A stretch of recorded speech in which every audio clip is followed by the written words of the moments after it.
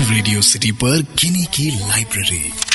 Good evening ji and welcome to this fascinating Sunday evening. Fascinating cause आज इस Sunday को गिनी की लाइब्रेरी में मैं यानी कि गिनी जिस किताब को अपनी लाइब्रेरी से उठा के लाई हूँ, ये किताब मेरी मॉम की है और शायद उससे पहले मेरे मामा जी की है and both of them have read it.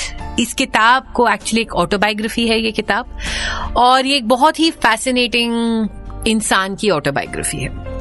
इस किताब का नाम है Rasidi ticket.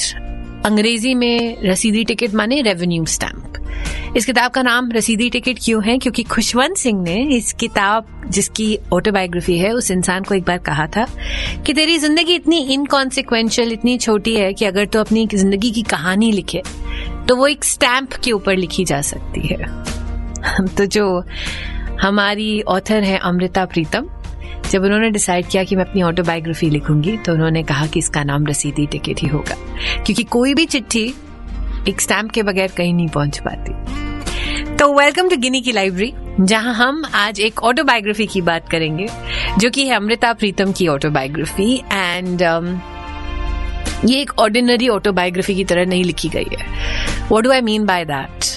Well, radio city पे कई बार हमने ऑटोबायोग्राफी इसकी बात करी है, तो उसमें क्या होता है कि पहले आप बताते हैं उस इंसान का बैकग्राउंड क्या था, उसके पेरेंट्स कौन थे, फिर वो पैदा हुआ, फिर उसकी क्या अचीवमेंट्स थी, फिर जिंदगी कैसे आई, professional, personal, and then you get towards the end of that person's life. एक तरह लीनियर फॉर्मेट होता है मोस्टली।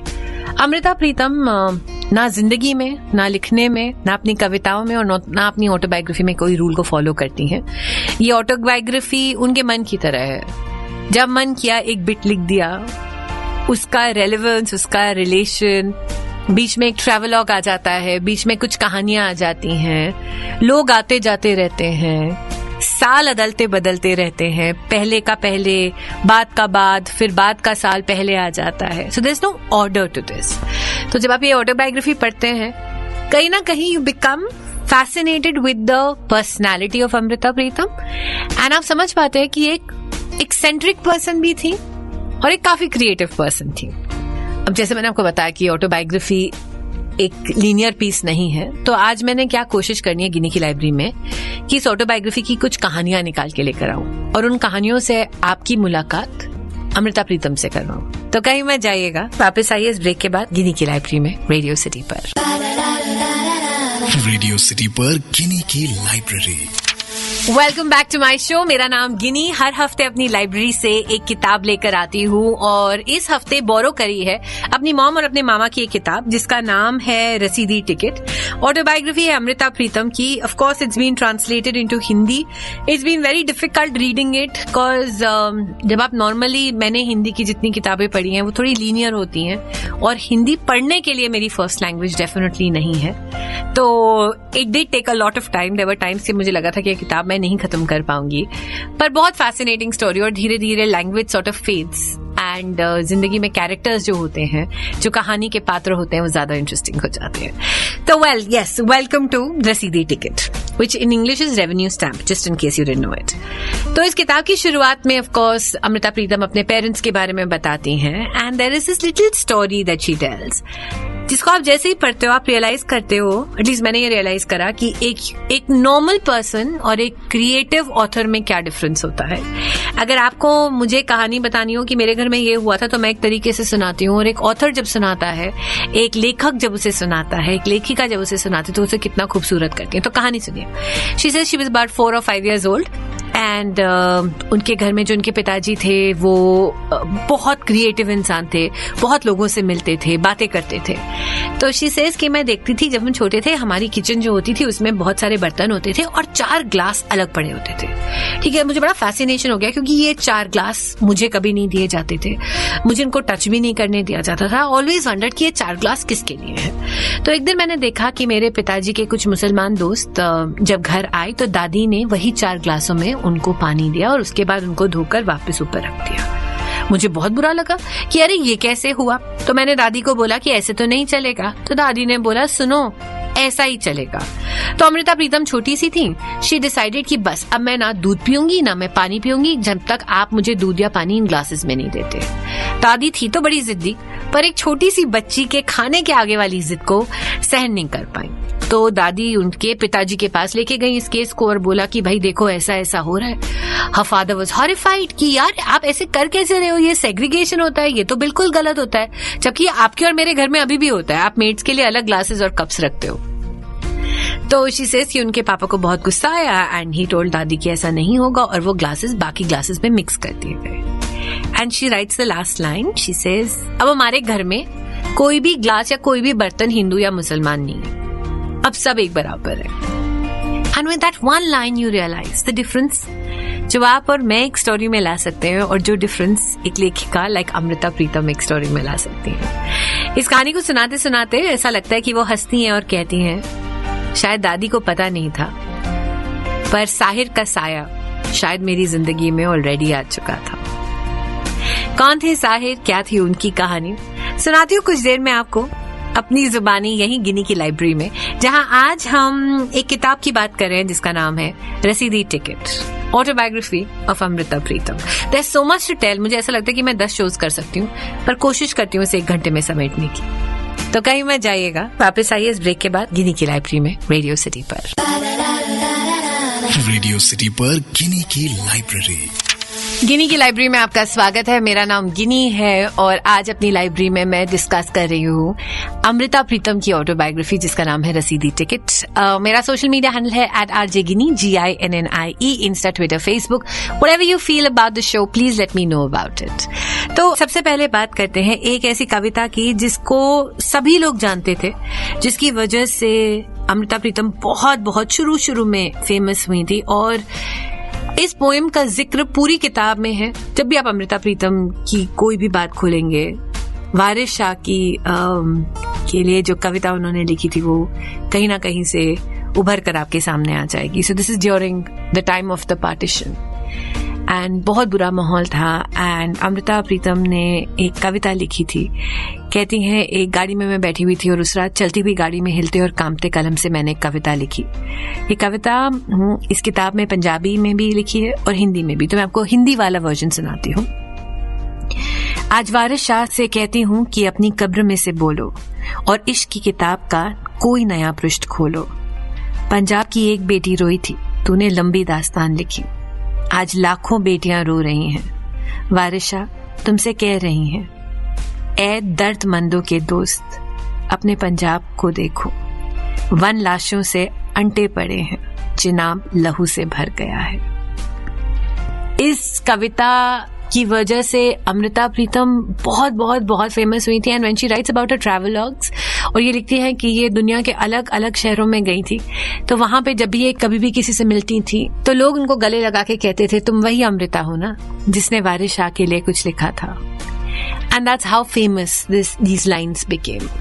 खैर, अमृता प्रीतम, मैंने आपको बताया कि कहीं ना कहीं जब मैंने उनकी ये किताब पढ़ी, मुझे वो थोड़ी सी जो उनकी शीन थी, जो वो खूबसूरती थी, वो थोड़ी सी मेरे सामने धुंधली पड़ गई। Because after reading this book I realise that Amrita Pritam was very very self obsessed, और शायद आर्टिस्ट के लिए सेल्फ ऑब्सेस्ड होना बहुत जरूरी होता है, but she felt like every man was in love with her, every man, चाहे वो ऑल इंडिया रेडियो दिल्ली हो, ऑल इंडिया रेडियो लाहौर हो, जिनसे भी वो मिलती थी। दिस सेल्फ लव कि सब मुझसे मोहब्बत करते हैं, मुझे थोड़ा सा स्ट्रेंज लगा। अमृता प्रीतम की बहुत सारी कहानियां हैं साहिर के बारे में। साहिर से बेइंतहा मोहब्बत करती थी, पर इस किताब में वो साहिर के बारे में बात करती हैं, इमरोज के बारे में बात करती हैं, अपने अलग अलग दोस्तों के बारे में बात करती हैं। एक बहुत फेमस कहानी है साहिर और अमृता की। कहते हैं कि साहिर जब सिगरेट पीते थे तो वो अपनी आधी सिगरेट जली हुई छोड़ देते थे और अमृता बाद में उसे उन्हीं आधी सिगरेट्स को इकट्ठा करके पीती थी। ये स्टोरी बहुत बिगर देन लाइफ बनाई गई है इस किताब में। उसका एक छोटा सा मेंशन है 3 लाइन का। तो I thought that certain things that we really glorify शायद उस ऑथर की जिंदगी में इतने इंपॉर्टेंट नहीं होते या होते हैं, बट एटलीस्ट इस किताब में इतने इंपॉर्टेंट नहीं थे। कुछ और कहानियां थी जो बड़ी इंपॉर्टेंट लगी मुझे इस किताब में, वो आपको सुनाती हूँ कुछ ही देर में यहीं गिनी की लाइब्रेरी में। गुड इवनिंग जी। रेडियो सिटी पर गिनी की library. Welcome back radio city पर। मेरा नाम गिनी और ये है मेरी लाइब्रेरी, गिनी की लाइब्रेरी, जहां पर आज मैं एक ऑटोबायोग्राफी लेकर आई हूँ जिसे लिखा है अमृता प्रीतम ने। इस किताब का नाम है रसीदी टिकट। खुशवंत सिंह ने एक बार अमृता प्रीतम को कहा था कि तुम्हारी कहानी और जिंदगी इतनी इनसिग्निफिकेंट है कि अगर तुम कभी इसके बारे में लिखोगी तो वो एक टिकट यानी कि एक स्टैम्प के ऊपर लिखी जा सकती है। So of course she decided to call her autobiography Rasidi Ticket. Amrita Pritam की लाइफ बहुत फैसिनेटिंग है। अगर आप पढ़ें pre independence, just after independence, जितनी इंडिपेंडेंट ये एज एन इंडिविजुअल थी शायद आज भी मोस्ट महिलाएं नहीं होंगी। I love that part of her life. There is also this very interesting story which is Sahir, जिनसे अमृता प्रीतम बहुत बहुत बहुत प्यार करती थी। उन्होंने साहिर के नाम पर एक कहानी लिखी थी जिसका नाम था आखिरी खत। आखिरी खत के बड़े सारे रेफरेंसेस हैं इस किताब में, जैसे कि एक रेफरेंस है कि आखिरी खत अलग अलग जगहों पे छपा, पर साहिर पाकिस्तान में थे तो एक पाकिस्तानी मैगजीन में अमृता प्रीतम ने इसे छपवाया कि साहिर पढ़े। एंड साहिर ने कुछ नहीं कहा कि उन्होंने पढ़ा या नहीं पढ़ा, पर बहुत सालों बाद जब साहिर अमृता से मिले तो कहते हैं कि मैंने आखिरी खत पढ़ा और जैसे ही मैंने वो पढ़ा मैं अपने दोस्तों के पास जाके कहना चाहता था तुम्हें पता है कि जिस इंसान के बारे में ये बात कर रही है वो मैं हूँ। I am the person she loves so much. And फिर मुझे लगा कि मेरे सारे दोस्त हंसेंगे कि हाँ तुम ही होगे। अमृता खुद लिखती है कि साहिर को एक बहुत बड़ा कॉम्प्लेक्स था, that he was very ugly, he was very not good looking, and ये बहुत खूबसूरत थी। तो इसीलिए साहिर को लगता था कि अमृता और उनका कभी कोई फ्यूचर नहीं होगा। खैर, आखिरी खत के लिए उनको एक पेंटिंग सॉर्ट ऑफ चाहिए थी, तो उस समय एक पेंटर थे जिनका नाम था इमरोज। वो आए और उन्होंने इसको बनाया था। एंड इमरोज की भी एक कहानी उन्होंने बताई है जिसका नाम है आधी रोटी पूरा चांद। सो शी सेज ये ऑल इंडिया रेडियो में काम करती थी 1959 में। तो एक दिन ऑल इंडिया रेडियो अभी भी करता है ऐसा, बट एक दिन रात को उनको गाड़ी मिलनी थी ऑल इंडिया रेडियो की तरफ से, पर आई नहीं, बहुत देर हो गई। ऑल ऑफ दैट, मौसम बहुत खूबसूरत था तो इमरोज भी आए हुए थे उनसे मिलने के लिए। तो ही सेड चलो मैं तुम्हें घर छोड़ देता हूँ। तो जब भी कोई कहता है कि आपको घर छोड़ देता हूँ, आप सोचते हैं गाड़ी से, पर दे डिसाइडेड टू वॉक। अब उनका घर काफी दूर था, चलते गए, मौसम खूबसूरत था। एनीवे, घर पहुंचे तो अमृता ने अपने नौकर को बोला कि सुनो, इमरोज भी यहीं खाना खाएंगे तो तुमने जो भी बनाया उसे आधा आधा डाल के ले आओ। तो शी सेज कि नौकर लेकर आया तो देखा कि दोनों थालियों में ना एक छोटी छोटी सी तंदूरी रोटी थी। तो मैंने अपनी आधी तंदूरी रोटी जब इमरोज देख नहीं रहे थे तो उनकी थाली में डाल दी। और बरसों बाद इमरोज ने कहीं इस घटना के बारे में लिखा था, आधी रोटी पूरा चांद। पर उस दिन, कहती है अमृता, हम दोनों का सपना भी नहीं था कि ऐसा वक्त आएगा जब हम दोनों मिलकर जो रोटी कमाएंगे आधी आधी बांट लेंगे। इमरोज के साथ लिटरली 40 साल गुजारे थे अमृता प्रीतम ने। And that's the small things of this book that will always stick with you. Amrita की स्टोरी और फ्रेंडशिप सज्जाद के साथ, अमृता और साहिर का प्यार, और कहीं ना कहीं एक कांस्टेंट फीलिंग की she loved love and she loved वो वाला प्यार जो पूरा नहीं हो सकता, जो कहीं ना कहीं अधूरा रहता है। शायद उसी में बहुत ताकत होती है, जैसे शाहरुख खान और करण जौहर कहते हैं। But yes, if you get a chance, read this book. क्योंकि हमें लगता है कि आज हम मॉडर्न हैं, पर शायद उस समय के लोगों के पास ज्यादा ऑप्शंस थी, ज्यादा फ्रीडम थी, और वो जो लिखते थे ना वो बड़ा अलग होता था, लिखने का तरीका, देखने का तरीका। But I hope you really enjoyed this book. At RJ Ginny, GINNIE, tell me how you like this show. Her social media पे अवेलेबल हूँ, और अगले संडे फिर से मिलेंगे. Till the meantime, have a great weekend, or at least what's left of it. Mwah!